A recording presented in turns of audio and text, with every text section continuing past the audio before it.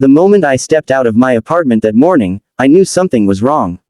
Not because of the chilly air or the silent, fog-draped parking lot, but because Karen was standing next to my black SUV, jiggling something metallic in the driver's door like she owned the place. She didn't notice me yet. Her hair was frizzed, her robe oversized, and her expression laser-focused with the self-appointed authority of someone who believed the world was her kingdom. And in her hand, a key. Not just any key. A brass, worn down, crooked thing she jabbed into my vehicle's lock again and again. Then she muttered, loud enough for the whole zip code to hear, "Why won't this stupid master key open? They said it opens everything in the community." That was my first red flag. The second came when she slammed her hand on my window and yelled, "This resident will learn who's in charge around here." I froze for a moment, torn between laughing and arresting her on the spot. But part of being a U.S. Marshal, especially one living undercover between assignments, is knowing when to watch quietly before stepping in. I walked closer. Morning. She spun around so fast her robe belt came undone, revealing pajamas decorated with tiny angry cats. "Fitting. You," she snapped. "You can't park this government-looking vehicle in our community without HOA approval." "It's my assigned spot," I said calmly. "And that is my car." Her eyes went wide and offended. "No. This car matches the description of a violator. We don't allow black SUVs. Too aggressive. Too tactical. It lowers neighborhood aesthetics." I blinked. "Black lowers aesthetics?" "Yes," she barked. "This is a family neighborhood. You can't just drive whatever you want." Then she waved the key again. "And this is the community master key. It should open all vehicles. Yours is clearly non-compliant." "Karen," I said slowly, "that's a master key for mailboxes." She looked at it, puzzled, then shoved it into my lock again like brute force would magically make it fit. "Well, it should work. I'm the HOA vice president. I don't care." For a second, silence hung in the air. Then her face purpled. She whipped out her phone and dialed 911 in full dramatic mode.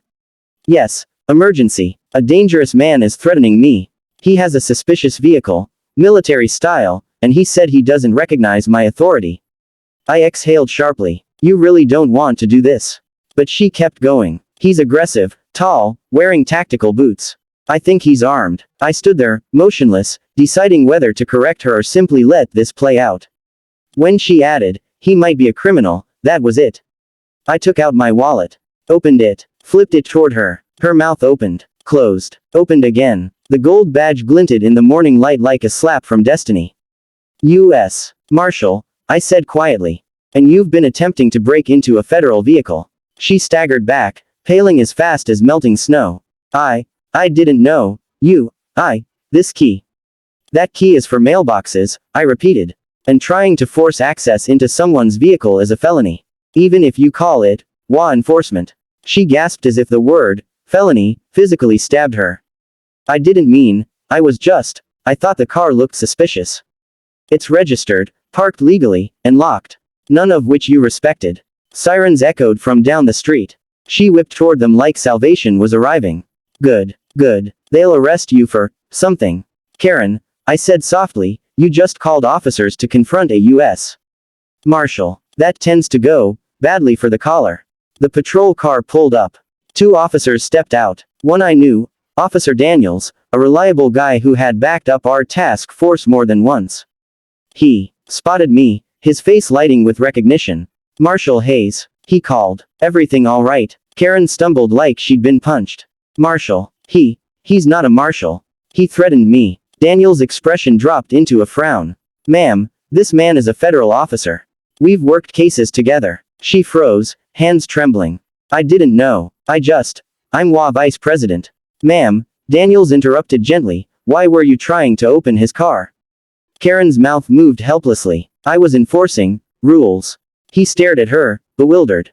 "By breaking into a federal vehicle." She wilted on the spot. I sighed. "Look, I'm not pressing federal charges unless she pushes it further. But her behavior is escalating. She tried to force entry into my car with a mailbox key." Karen started crying. Loudly. No tears. Just noise. "I was only doing my HOA duty. We have standards." Daniels looked at me. "Marshal Hayes, want us to file a trespass and attempted tampering report?" Before I could answer, Karen shrieked again, "No. No report. Please. My husband will kill me." "Well, Not literally, but this can go on my WA record. Officer Daniels raised an eyebrow. Ma'am, WA records don't override state law. I stepped forward. I'll make you a deal. She gulped. You stay away from my vehicle. You stop trying to enforce WA rules with mailbox keys. And you stop harassing residents. She nodded so hard her hair bobbed like a startled pigeon. Yes. Yes. Absolutely, I promise. Good, I said, because next time, I won't settle it with a conversation. Karen whimpered. The officers took statements, mostly from her, each one contradicting the last, and when they finally left, she stood shaking in the parking lot. As I got into my SUV, she whispered, "Are you going to tell the WA?" I shut the door, lowered the window slightly, and said, "No, you're going to tell them. Because you'll need to explain why the master key is bent and why the police were here." Her legs nearly gave out. I drove away, watching her shrink in my rearview mirror, a self-appointed tyrant reduced to a trembling mess.